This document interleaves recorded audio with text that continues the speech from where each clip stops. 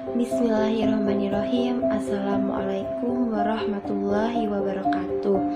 Yang terhormat Bapak Juli Janto selaku dosen pengampu mata kuliah Hukum Perikatan Islam di Indonesia serta teman-teman semua. Perkenalkan, nama saya Rizka Wahyu Noviana, NIM 192111133, Fakultas Syariah, Prodi Hukum Ekonomi Syariah 4D. Pada video ini saya akan menyampaikan general review terkait dengan mata kuliah Hukum Perikatan Islam di Indonesia yang saya dapat selama semester 4 ini. Adapun topik pembahasan di dalam video ini saya akan menyampaikan yaitu mengenai materi yang sudah disampaikan. Selain itu, saya juga akan menyampaikan apa yang dapat saya petik dari mata kuliah ini dan harapan cita-cita saya setelah lulus dari kuliah ini, terutama dalam mempelajari hukum perikatan Islam di Indonesia. Adapun 11 materi yang sudah diajarkan. Yang pertama yaitu orientasi umum dan materi pengertian hukum perikatan Islam di Indonesia serta alasan diajarkannya di Fakultas Syariah serta sumber hukum tersebut.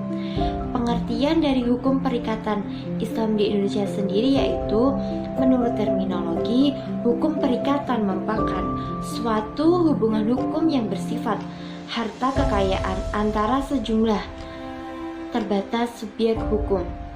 Dan mengapa hukum perikatan Islam di Indonesia diajarkan di Fakultas Syariah, yaitu untuk melayani bidang muamalah terutama pada umat Islam dalam bidang perikatan. Bab yang kedua yaitu dasar berlakunya hukum perikatan Islam di Indonesia. Yang pertama yaitu dasar filosofis, yang kedua dasar yuridis, dan yang ketiga dasar sosiologis.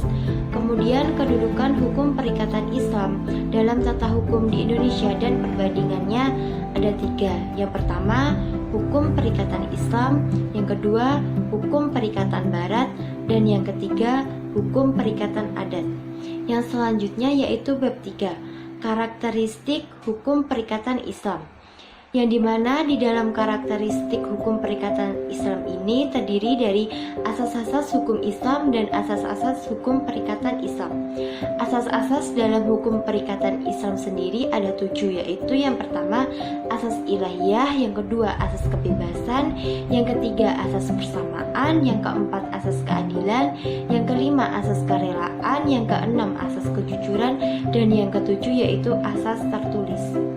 Yang selanjutnya yaitu bab 4, bentuk perikatan akad dan pertukaran kerjasama.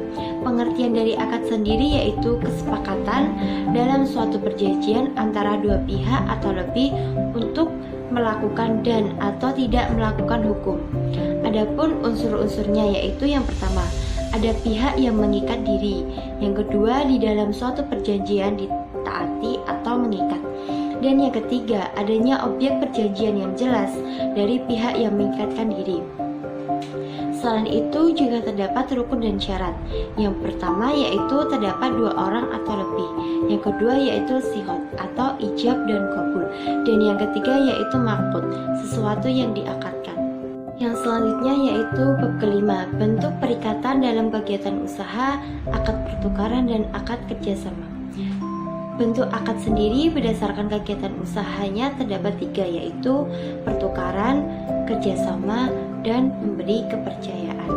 Yang selanjutnya yaitu bab ke-6, bentuk perikatan pemberi kepercayaan. Adapun definisinya yaitu perjanjian atau kesepakatan antara dua belah pihak, yang dimana pihak yang pertama memberi hak kepada pihak yang lain atas dasar kepercayaan.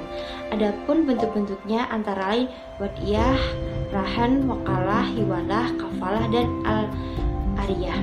Yang selanjutnya yaitu bab yang ke-7, penggolongan akad, yang dimana di dalam penggolongan akad sendiri ini terdiri dari beberapa golongan dan segi. Yang selanjutnya bab ke-8 yaitu kedudukan hukum perikatan Islam dalam lembaga ekonomi syariah di Indonesia pada perbankan dan perasuransian syariah. Di dalam perasuransian syariah terdapat 3 prinsip, yaitu yang pertama saling bertanggung jawab, Yang kedua, saling bekerja sama. Dan yang ketiga, saling melindungi. Yang selanjutnya yaitu bab ke-9, kedudukan hukum perikatan Islam dalam lembaga ekonomi syariah pada pasar modal, reksadana, dan Basarnas atau lembaga penyelesaian sengketa keuangan. Yang pertama yaitu pasar modal. Di dalam pasar modal sendiri harus sesuai dengan prinsip-prinsip syariah. Dan yang kedua yaitu reksadana syariah. Reksadana yang beroperasi menurut ketentuan dan prinsip Islam, baik di dalam bentuk akad antara pemilik modal sebagai pemilik harta. Yang ketiga yaitu Basarnas, lembaga hakam atau arbitrase syariah, yang dimana merupakan salah satu lembaga di Indonesia yang berwenang memeriksa atau memutuskan sengketa muamalah. Dan yang bab ke-10 yaitu tinjauan hukum Islam terhadap transaksi bisnis modern pada MLM, multi level marketing, waralaba, dan e-commerce. Pada dasarnya pada MLM ini boleh selagi tidak ada unsur riba, gharar, dan jalalah.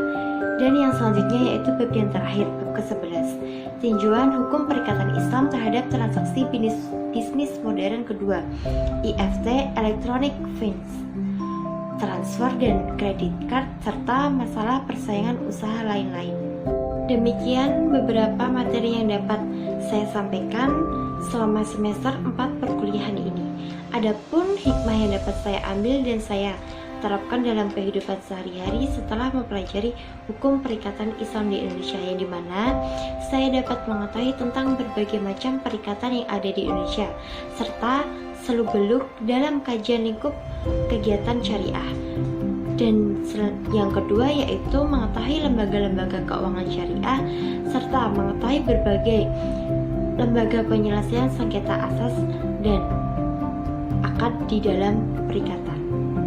Adapun cita-cita dan harapan ke depan saya setelah mempelajari hukum perikatan Islam di Indonesia yaitu kedepannya saya ingin menjadi orang yang sukses, yang bisa membahagiakan kedua orang tua saya dan bisa bekerja di instansi lembaga hukum, baik itu di lingkungan pengadilan dan sejenisnya.